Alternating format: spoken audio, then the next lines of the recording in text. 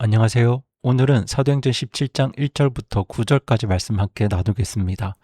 여러분, 어제 우리는 바울과 실라가 빌립보를 떠나는 장면을 보았습니다. 매맞은 등이 아물기도 전에 빌립보 교회 성도들을 위로하고 그렇게 그들은 길을 떠나게 되는데요. 오늘 본문은 그 길 끝에서 도착한 새로운 도시의 이야기입니다. 그런데 이 도시에서 바울과 실라는 아주 엄청난 별명을 얻게 됩니다. 그 별명은 바로 세상을 뒤집어 엎은 자들입니다. 도대체 이들이 무엇을 했길래, 어떤 말들을 했길래 한 도시를 발칵 뒤집어 엎은 사람들이 되었을까요? 그 답을 오늘 본문에서 함께 찾아가 보겠습니다. 먼저 1절과 2절 말씀 함께 보시겠습니다. 한편 그들이 암피폴리스와 아폴로니아를 지나 데살로니가로 갔는데 거기에 유대인들의 회당이 있으므로 바울이 자기 갈래대로 그들에게 들어가 새 안식일에 성경 기록들을 가지고 그들과 토론하며 바울과 실라가 빌립보를 떠나서 암피폴리스와 아폴로니아라는 두 도시를 지나 이제 데살로니가에 도착합니다. 이 데살로니가는 마케도니아 지방에서 가장 큰 항구 도시였고요. 그렇게 정치와 무역의 중심지였습니다. 오늘날로 치면 크고 번화한 대도시에 발을 들여놓은 겁니다. 그런데 바울이 이 큰 도시에 도착해서 가장 먼저 어디로 향합니까? 네, 유대인들의 회당이 있었기 때문에 그 회당으로 향합니다. 본문은 이런 바울의 행동을 자기 관례대로 회당에 들어갔다고 말합니다. 그렇게 바울은 새로운 도시에 갈 때마다 회당을 찾았고요. 회당이 있으면 늘 똑같은 방식으로 관례대로 회당에 들어가서 말씀을 나누었습니다.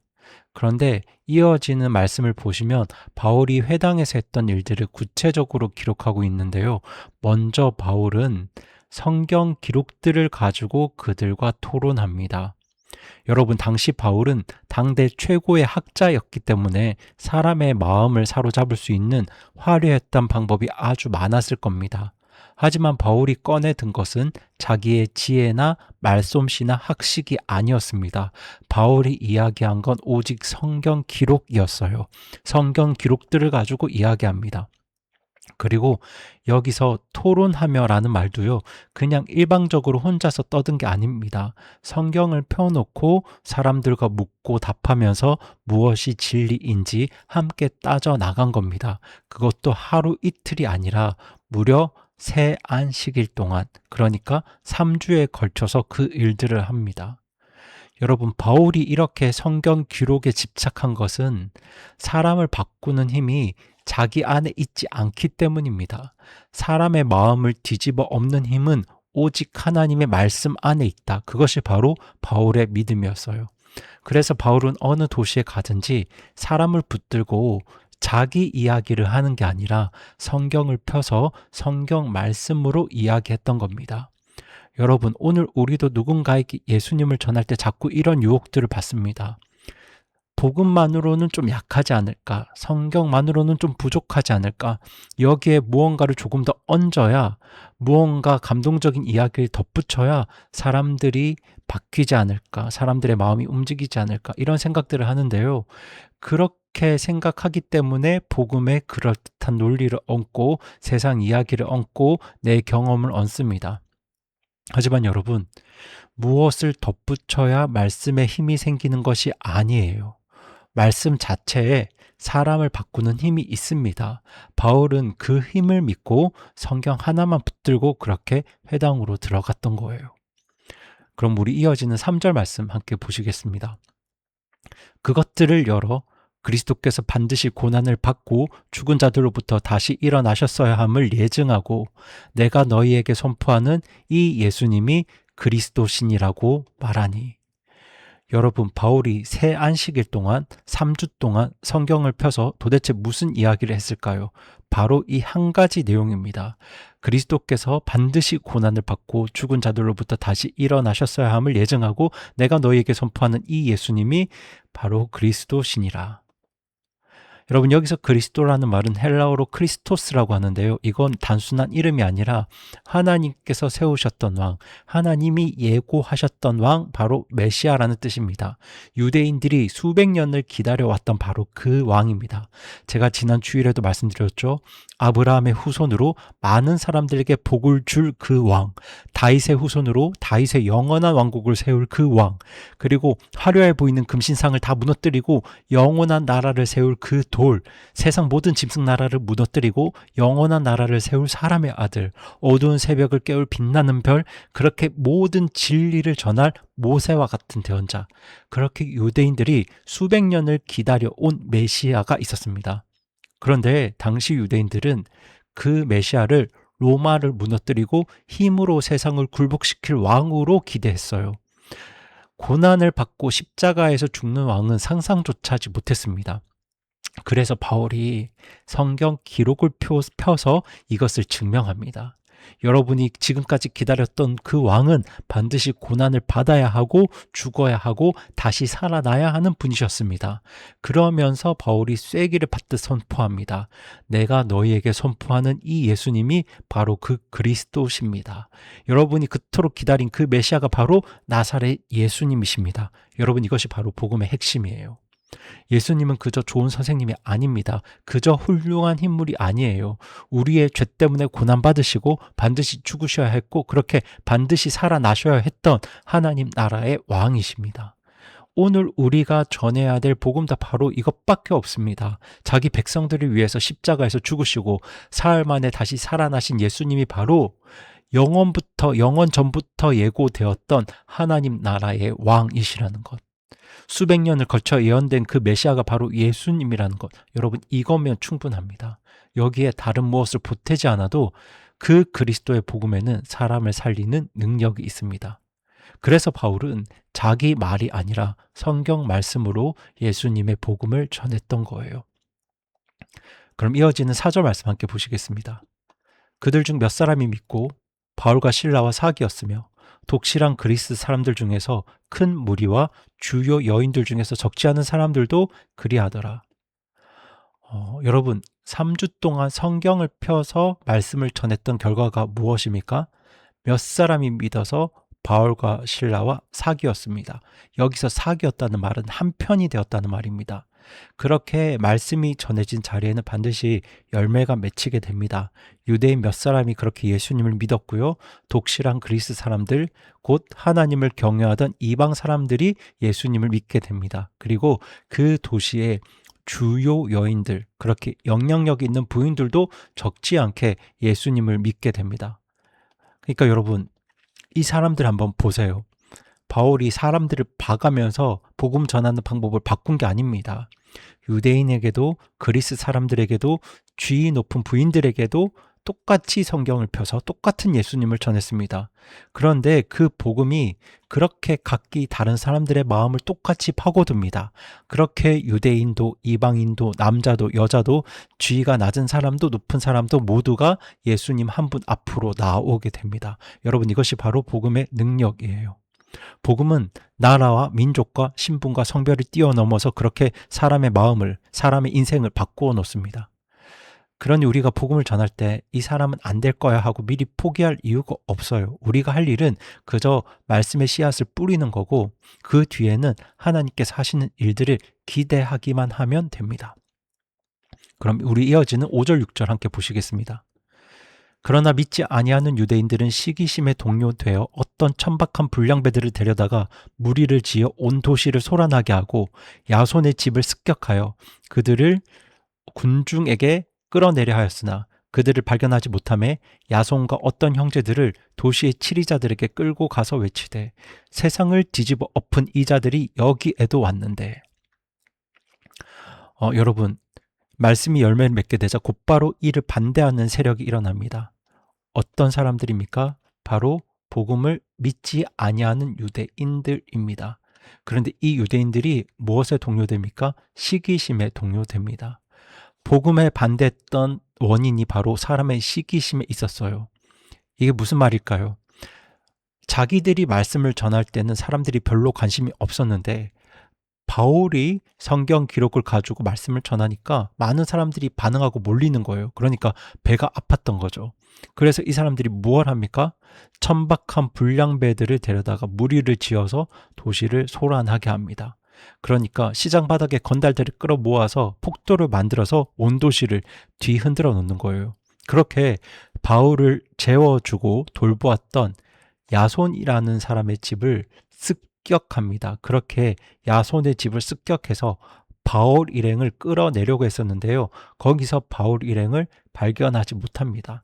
그러니까 지금 바울이 없으니까 누구를 끌고 옵니까? 야손과 그의 형제들을 도시의 치리자들에게 끌고 와서 그렇게 외칩니다. 어떻게 외치냐면 세상을 뒤집어 엎은 이 자들이 여기에도 왔었다. 세상을 뒤집어 엎은 자들이 야손의 집에도 왔었는데 이렇게 이야기합니다. 그러니까 지금 이 사람들이 바울과 실라를 향해서 뭐라고 하는 겁니까? 세상을 뒤집어 엎은 이 자들이라고 말하는 거예요. 여러분 여기서 뒤집어 엎다는 말은 원래 멀쩡히 서 있던 걸 위아래로 완전히 뒤집어서 발칵 흔들어 놓는다는 뜻이거든요. 그런데 여러분 생각해 보세요. 바울과 실라가 도대체 뭘 했습니까? 그 사람들이 칼을 들었나요? 군대를 몰고 왔습니까? 뭐 반란을 일으켰습니까? 아닙니다. 그들이 한 일이라고는 회당에 들어가서 성경을 펴고 예수님을 전한 것밖에 없습니다. 그런데 그 복음이 한 도시를 발칵 뒤집어 놓은 거예요. 그런데 여러분 원래 복음이 그렇습니다. 복음이 제대로 전해지면 한 사람의 인생이 발칵 뒤집어집니다. 조용할 수가 없어요. 그렇게 복음이 들어가는 곳에는 반드시 흔들림이 있습니다. 그러니까 여러분 우리가 예수님을 믿고 그분을 따라 살 때 세상이 우리를 불편해한다면, 우리를 미워하는 일이 생긴다면, 그렇게 우리 주변에 소동이 생기면 그걸 이상하게 여기지 마세요. 그게 당연한 과정입니다. 오히려 그런 일들은 우리 안에 있는 복음이 살아있다는 강력한 증거일 수 있어요. 사실 우리가 정말 두려워해야 할 건 그런 세상의 미움이 아니라, 세상의 소동이 아니라 복음이 전해졌음에도 불구하고 우리 삶에서 아무것도 뒤집히지 않는 그 잠잠함일지도 모릅니다. 그럼 우리 이어지는 7절 말씀 함께 보시겠습니다.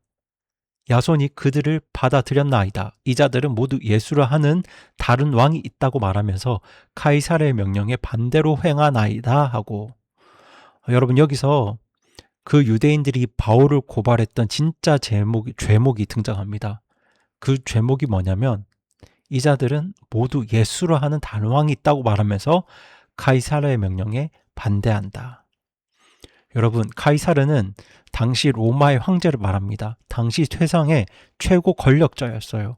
그렇게 그 시대 사람들에게 왕은 오직 하나 카이사르뿐이었습니다. 그런데 지금 바울이 와서 예수라 하는 다른 왕이 있다고 지금 전하고 있다는 거죠.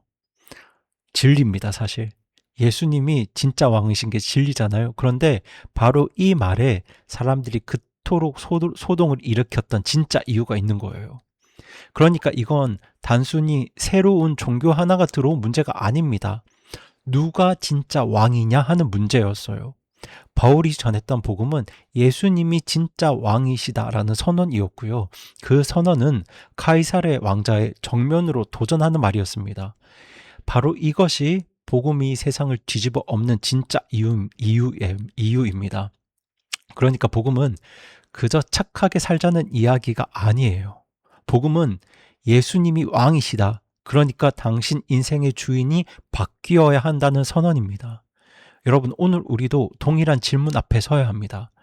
내 인생의 왕자에 지금 누가 앉아 있습니까? 내가 왕입니까? 돈이 왕입니까? 세상의 인정이 왕인가요? 아니면 예수님이 왕이십니까? 복음을 진짜로 받아들인다는 건 내 인생의 왕자에서 나를 끌어내리고 예수님을 그 자리에 모신다는 뜻입니다. 그것이 바로 바울이 전했던 복음이에요. 그럼 우리 이어서 8절 9절 보시겠습니다. 사람들과 도시의 치리자들이 이 일들을 들을 때 그 사람들을 혼란스럽게 하고는 야손과 다른 사람들로부터 보석금을 받은 뒤 그들을 놓아주니라. 여러분 다른 왕이 있다는 말을 들은 이 도시 관리들이 어떻게 반응합니까? 그들이 크게 동요합니다. 혼란스러워합니다. 그 말들이 사람들을 혼란스럽게 했습니다. 카이사르에게 반역했다는 소문이 퍼지면, 그것도 데살로니가에서 이런 소문이 퍼졌다고 하면 지금 자기들 자리도 위태로워지거든요. 그래서 그들이 어떻게 마무리하나요? 야손과 다른 사람들로부터 보석금을 받은 뒤 그들을 풀어줍니다. 그러니까 벌금을 내게 하고 그 사건을 조용히 덮어버리는 거예요. 세상이 늘 이런 식이죠. 복음이 불편하니까 뭐 돈으로, 압력으로 어떻게든 조용히 그 문제를, 그 이슈를 덮어버리려고 합니다. 그냥 다른 좋은 이야기들만 남기려고 하죠. 하지만 보세요. 그렇다고 해서 이 사람들이 바울을 잡지도 못했고 복음의 역사를 막지도 못했어요. 이렇게 큰 소란 뒤에도 이 데살로니가 교회가 세워집니다. 그렇게 세상이 우리 주님의 복음을 잠시 흔들 수는 있어도 왕이신 예수님이 세워가시는 그 나라를 결코 막을 수는 없습니다. 그래서 저는 오늘 여러분이 오늘 말씀을 보실 때 이 한 가지 질문을 품고 묵상하셨으면 좋겠어요. 그 어떤 유대인들의 증언 기억하시죠? 이 자들은 모두 예수라 하는 다른 왕이 있다고 말한다. 예수라 하는 진짜 왕이 있다고 말한다. 여러분, 그게 우리의 믿음입니다. 오늘 내 삶의 왕좌에 누가 앉아 계신가요? 여러분, 데살로니가 사람들이 바울을 고발했던 제목이 바로 여기에 있잖아요.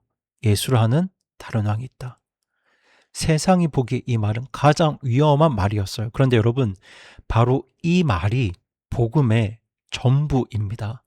여러분, 우리 예수님은 내 삶에 살짝 얹어놓는 옵션이 아니세요.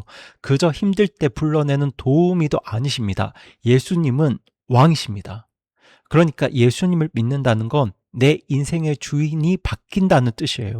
그렇게 내가 앉아있던 내 삶의 왕좌에서 이제는 내가 내려오고 예수님을 그 왕좌에 모시는 것, 그것이 참된 믿음이고 진짜 회개입니다. 그렇게 오늘도 먼저 예수님의 나라와 그분의 의를 구하는 우리 성도님들 되셨으면 좋겠어요.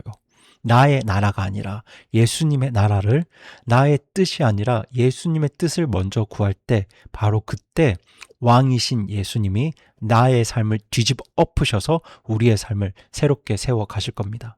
그렇게 이 시간 나의 왕이 바로 우리 예수님임을 고백하는 믿음으로 함께 기도하시겠습니다. 살아계신 하나님 아버지, 바울과 실라는 어떤 도시에 가든지 회당에 들어가서 우리 주님의 복음을 전했습니다. 하나님, 저희도 그렇게 주님의 복음을 붙들고 성경 말씀을 붙들고 우리 예수님을 전하는 삶을 살아가게 하여 주시고 성령님께서 이 일을 도와주시옵소서. 그리고 주님, 저희들은 복음의 능력을 믿지 못해서 자꾸 복음의 무언가를 덧붙이려 할 때가 있습니다. 하지만 주님, 십자가에서 죽으시고 다시 살아나신 예수님, 그 한 분만으로 복음이 충분하다는 것을 우리가 믿게 하여 주시고 그 믿음 가지고 우리가 복음을, 우리 예수님을 담대하게 전하는 삶을 살게 하여 주시옵소서. 무엇보다 주님, 예수님이 우리의 왕이심을 저희들 고백합니다. 구원받은 성도로서 이제는 내 삶의 왕좌에서 나를 끌어내리고 주님께서 그 자리에 앉아 있도록 성령님께서 우리의 삶 가운데, 우리 마음 가운데 역사해 주시옵소서. 그렇게 저희가 먼저 우리 예수님의 나라와 그분의 의를 구하면서 세상이 흔들 수 없는 우리 하나님 나라를 향해서 믿음으로 날마다 걸어가는 삶을 살게 하여 주시옵소서. 그렇게 그리고 오늘도 우리 예수님을 나의 왕으로 모시고 살 때 정말 우리의 삶이 성령님의 권능으로 뒤집어지는 그런 복된 하루가 되도록 성령님께서 오늘 우리 모든 성도분들의 삶 가운데 역사해 주시옵소서. 이 모든 말씀 우리 주 예수님의 이름으로 기도드립니다. 아멘.